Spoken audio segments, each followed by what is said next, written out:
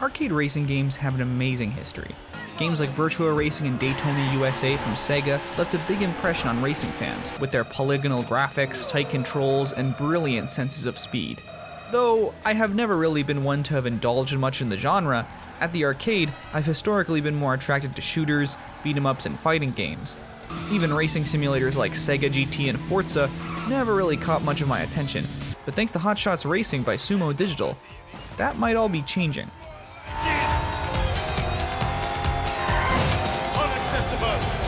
While Hotshots Racing is far from a traditional racing simulator, it does aim to recapture the wild fun of classic arcade racing, emphasizing fun gameplay and mechanics over realistic presentation. Though, the intentionally polygonal graphics not only look nice with the cel-shaded aesthetic, but it even pays homage to games like Virtua Racer. And that's not to say it's shine over substance. Hotshots Racing shines the brightest through its excellent driving mechanics and overall sense of control.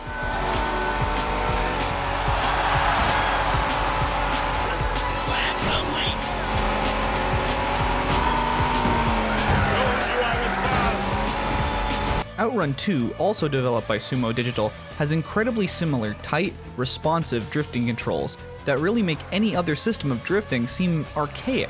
So if you're a fan of that classic, Hotshots Racing, it will be right up your alley. Just a light touch of the ZL, L2, or whatever button brake is mapped to, the car goes into a pseudo drift mode, let's call it, where managing the arc of the drift becomes the main task. It's somewhat similar to Mario Kart, though not with the same sense of control. But it's not all like drifting like Outrun. There's also a drafting mechanic that can really turn around a lagging trail into a soaring lead. While drifting or drafting, a boost meter fills that can be activated with the press of the A button. This is another mechanic that will have to be adjusted to if you want success in the game.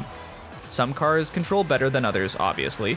Every racer has a standard car with more balance stats, a car that puts more of its prowess in speed, another for just acceleration, and then finally a drift car. Speaking of racers, the game does not exactly have the biggest roster, but the characters that are provided are great and full of personality, if not verging on stereotypes at times. They each have overall fun designs, alternate colors, racing phrases, and importantly, funny ending cinematics for beating the Grand Prix in first place. They feature homages to a variety of media, some that are so tongue-in-cheek that they almost give me Gex vibes. I thought my dream was over. But that was before I realized fast comes in many different shapes and forms. It's not just running, but it's not just driving either. Because why would you choose to do anything else when you could fly? There's other modes too, beyond the typical single-player racing game staples like Cops and Robbers. Though, admittedly, the standard single-player and multiplayer modes are fine enough. The online matchmaking and racing are supported and still going strong, with some matches being nearly impossible to beat unless one has skill. So, despite it looking and somewhat even controlling somewhat similarly to Mario Kart, the game does have many unique, refined aspects to it that make it a competent racer, even for deep racing enthusiasts. Though, it does have some drawbacks. The track designs are not terribly creative, with many reused styles and assets being uniform for tracks by the end of the game. Sure, one track has a dinosaur in it, but it is nearly identical to the previous last few jungle or forest-themed race courses. And again, sure, perhaps that's part of the point of this aesthetic.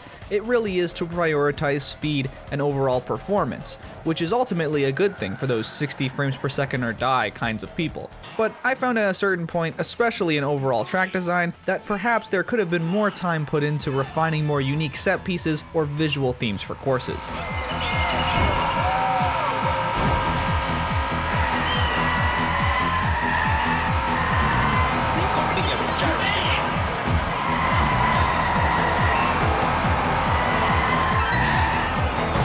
At the end of the day though, this is a racing game that has really changed my overall perspective on the genre, proving that racing can be both fun and hyperbolic while also retaining a more structured sense of logic and mechanics. It really is a bridging game for the Mario Kart crowd to the Forza crowd, especially seeing as this game was an Xbox Game Pass game, as well as being available on other platforms. I played the Switch version.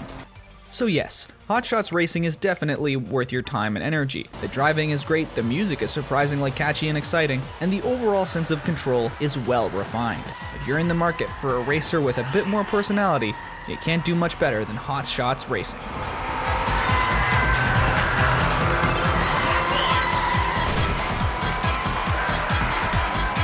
Improving